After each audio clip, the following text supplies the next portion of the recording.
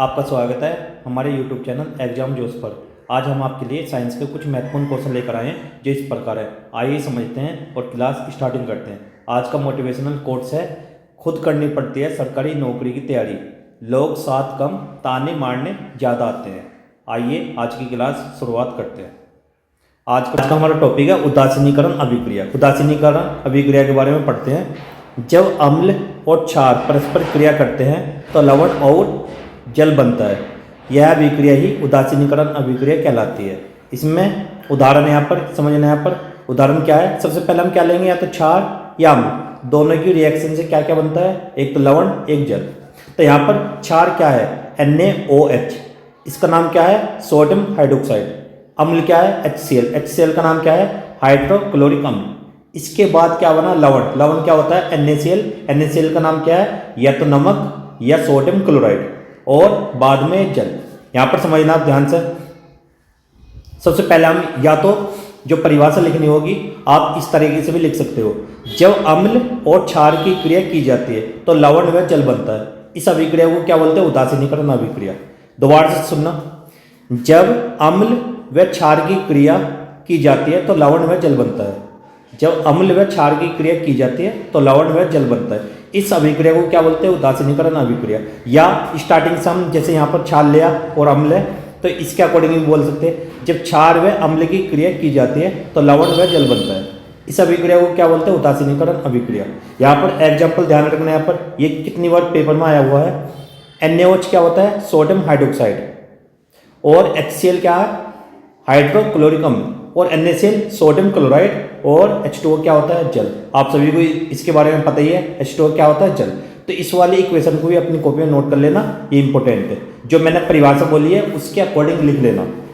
देखो दोबारा से बोलता हूँ मैं परिभाषा। जब अम्ल व क्षार की क्रिया की जाती है तो लवण व जल बनता है। जब अम्ल व क्षार की क्रिया की जाती है तो लवण व जल बनता है। इस अभिक्रिया को क्या बोलते हैं, उदासीनीकरण अभिक्रिया। अब आगे चलते हैं और आज का अगला टॉपिक है सूचक, इंडिकेटर्स। ध्यान रखना इसके बारे में। इसके बारे में एक दो एग्जाम्पल ध्यान रखना। यहाँ पर एग्जाम्पल ही पूछे गए हैं। सूचक किसी दिए गए विलयन में अम्लीय क्षारक की उपस्थिति दर्शाते हैं। इनका रंग या गंध अम्लीय क्षारक माध्यम में बदल जाता है। तो भाई इसमें क्या ध्यान रखना, आप सभी को ये परिभाषा नोट नहीं करनी। एक तो इसकी परिभाषा क्या लिखनी है, सूचक लिख के उसके बाद सूचक के प्रकार। सूचक के प्रकार कितने होते हैं, पहला है प्राकृतिक सूचक, एक है कृत्रिम या संश्लेषित सूचक, अगला है गंधीय सूचक।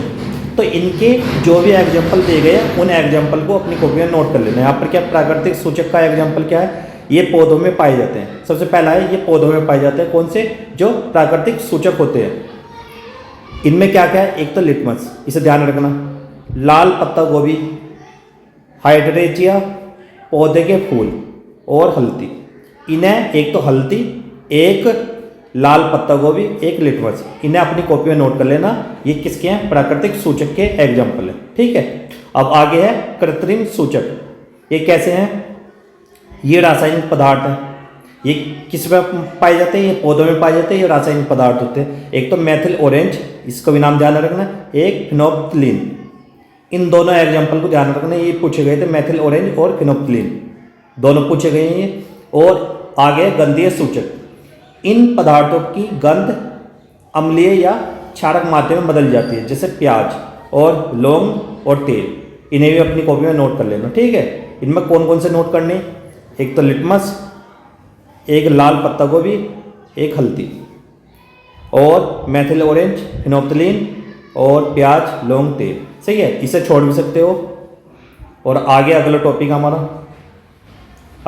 हमारा पीएच स्केल। क्या होता है, पीएच स्केल के बारे में समझेंगे। यहाँ पर पीएच स्केल क्या होता है, किसी विलयन में उपस्थित H+ आयन की सांद्रता ज्ञात करने के लिए एक स्केल विकसित किया गया जिसे पीएच स्केल कहते हैं।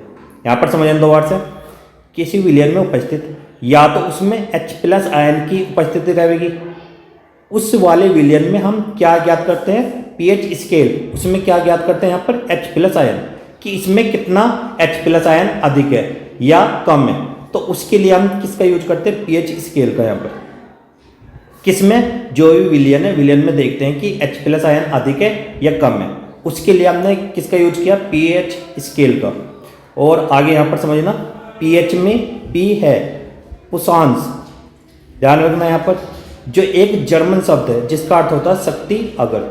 तो ध्यान रखना यहाँ पर क्या है, शक्ति अगर। पीएच बराबर 7, ये कैसा होता है, उदासीन, इसे ही पूछा जाता है पीएच वाले को। सबसे ज़्यादा यहाँ पर क्या पूछा जाता है, जो उदासीन होता है। उदासीन कितना होता है, जो भी आपसे पूछा जाएगा उदासीन, एक तो जल होता है, इसे अपनी कॉपी में नोट कर लेना, H2O। H2O यहाँ पर समझना, जो उदासीन है, उदासीन यहीं पर लिख लेना अपनी कॉपी में, H2O जल। ये कैसा है, उदासीन विलयन है, जल। और पीएच का मान 7 से कम रहेगा, वो होता है अम्लीय विलयन, 7 से कम। और पीएच का मान 7 से अधिक रहेगा, उसे बोलते हैं क्षारीय विलयन। यहाँ पर देखो 2 विलयन है यहाँ पर, एक तो उदासीन विलयन है फर्स्ट, ये तो कैसा है, उदासीन, इसमें जल आता है। एक अम्लीय विलयन है, अम्लीय विलयन में क्या है यहाँ पर, जो 7 से कम है उसे बोलते हैं अम्लीय विलयन, और जो 7 से अधिक रहेगा उसे बोलते हैं क्षारीय विलयन।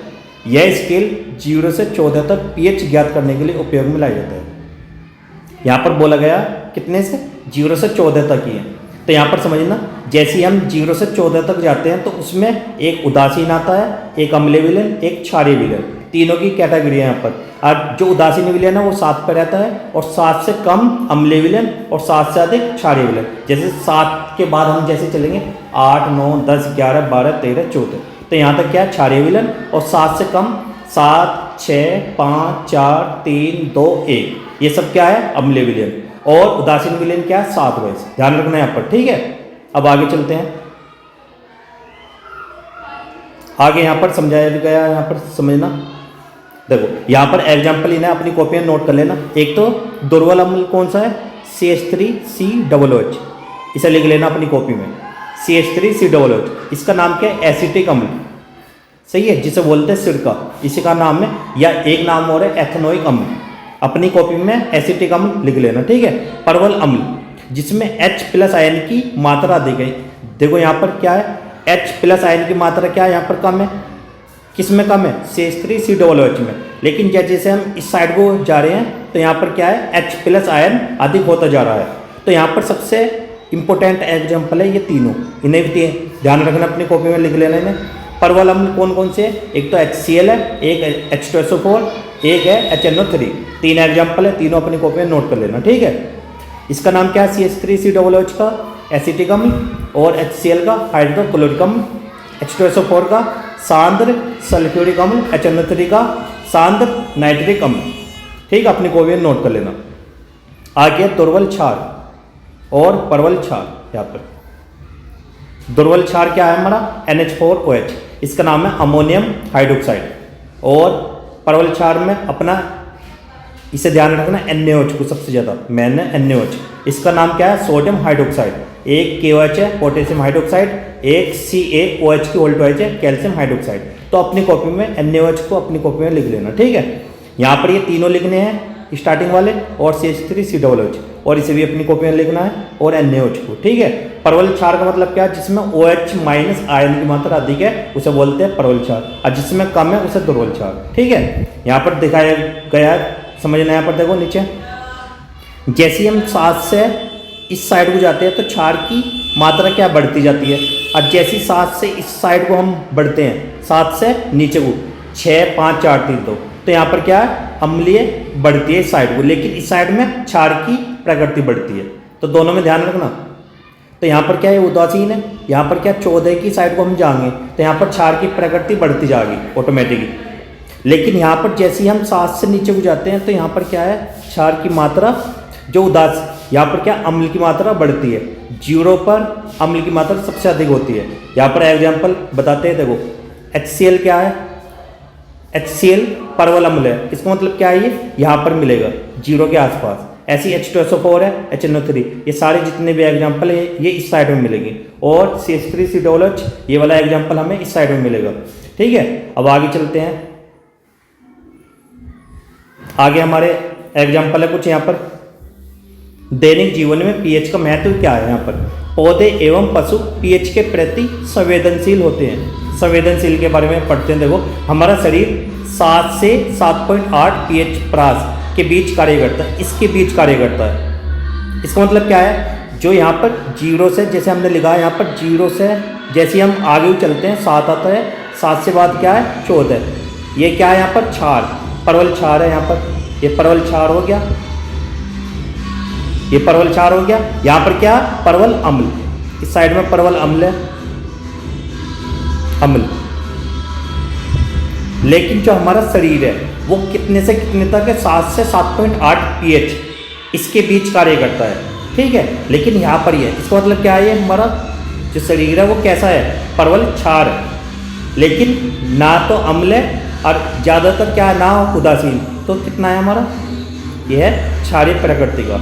यहाँ पर 7 से आगे है तो इस वजह से ये कैसा है, क्षारीय प्रकृति का है।